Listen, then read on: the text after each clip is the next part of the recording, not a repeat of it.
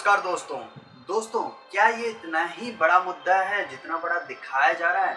45 minute की debate चल रही है, 1 घंटे की डिबेट चल रही है, कहीं 20 मिनट की न्यूज चल रही है। मतलब शाम से जब से फोटो पोस्ट हुई है तब से ये डिबेट स्टार्ट हो रखी है और पूरे न्यूज चैनल में सिर्फ इन्हीं की चर्चा हो रही है।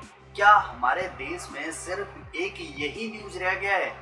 और दूसरी बात करूं तो क्या मतलब अगर कोई अपनी मूवी के शूटिंग के लिए किसी देश में जाता है, किसी स्टेट में जाता है और वहाँ के प्राइम मिनिस्टर की फर्स्ट लेडी से वो मिलते हैं, तो क्या इतना बड़ा इशू है? हाँ, उन्होंने कुछ बातों पर वहाँ के प्राइम मिनिस्टर ने क्रिटिसाइज किया है इंडिया को, ये मैं मानता हूँ। लेकिन क्या सिर्फ मिलने से, क्या सिर्फ उनकी फोटो पोस्ट होने से क्या वो जिहादी बन गए हैं? क्या वो देशद्रोही बन गए हैं? क्या उनकी मूवी को बहिष्कार करना चाहिए? अगर आप इन ट्रोल्स को और इन ट्वीट्स को देखेंगे तो उससे तो ऐसा ही लगता है कि इस कम्युनिटी के हिसाब से इनको बहिष्कार करना चाहिए। और कई लोग तो ये भी लिख रहे हैं कि भारत में मत आइए, मतलब डोंट कम हियर। तो इन बातों का क्या लॉजिक बनता है, क्या इशू है? 8 months, there has been a growing sense of despondency, I would say. I mean, when I sit at home and talk to Kiran, Kiran and I have lived all our lives in India. For the first time, Kiran says, should we move out of India? Now, that's a disastrous and very big statement for Kiran to make to me. दोस्तों, हमें ये समझने की जरूरत है कि क्या एक स्टेटमेंट जो 2015 में आई थी उसके बेस पर किसी आदमी को जज किया जा सकता है? और उस स्टेटमेंट को आए हुए 5 साल हो गए और उस स्टेटमेंट को लेकर अब किसी को ट्रोल करना कितना सही है? उन्होंने इतने बड़े बड़े एपिसोड चलाए, जैसे सत्यमेव जयते के, उसमें इतने अच्छे अच्छे कार्य उनके दिखाए गए और इतने लोगों की उन्होंने सहायता करी। इतनी अच्छी मूवी बनी जैसे 3 इडियट्स, पीके, उसमें बहुत कुछ दिखाया गया और बहुत कुछ सिखाया भी गया। 3 इडियट्स में ये सिखाया गया कि आप रट्टा मत मारिए, आप अपने टैलेंट को पहचानिए।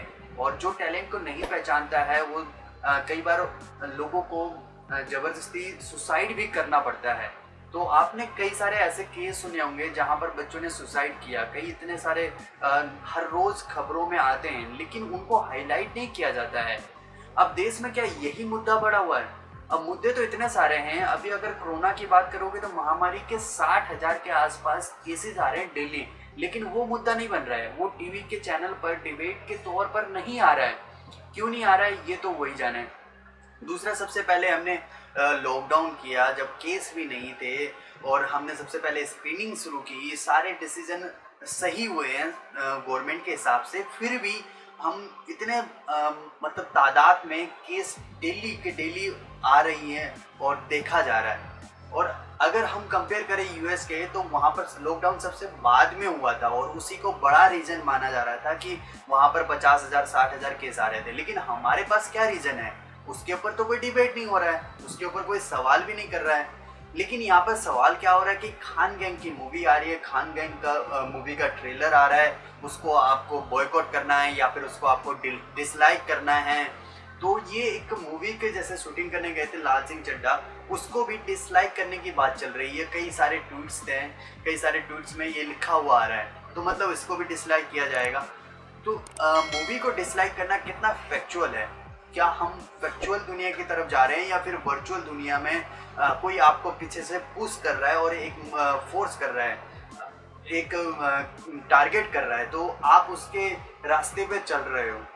मेन पॉइंट यहाँ पर ये है कि क्या हम किसी से मिले, मतलब अगर एक सेलिब्रिटी अगर किसी से मिले तो वो मुद्दा एक कम्युनिटी के स्टैंडर्ड के हिसाब से ही जोड़ा गया है। अगर आप इस पूरे मुद्दे को उठाकर देखोगे तो मेरे हिसाब से तो बहुत ही गलत है और ये बिल्कुल अनफैक्चुअल है, अननेसेसरी है।